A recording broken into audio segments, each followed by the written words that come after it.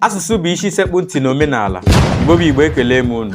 Dịka kwuru n'oge gara aga, agwara m unu na asụsụ bụ ejewe aghaghị na ihe ọbụla a na-eme, ọkachasị ma ekwu okwu omenala. Ama m na ụfọdụ n'ime unu ihe unu na-ahụta dịka omenala bụ emume ndị ahụ a na-emegasịwa n'obodo anyị dị iche iche. Asị gị na a na-eri ji, na a na-eti mmanwụ, na a na-emekwa nke a na nke ọzọ. Unu echefuo ihe bụ isi omenala, ihe bụ ejewe aghaghị bụ asụsụ.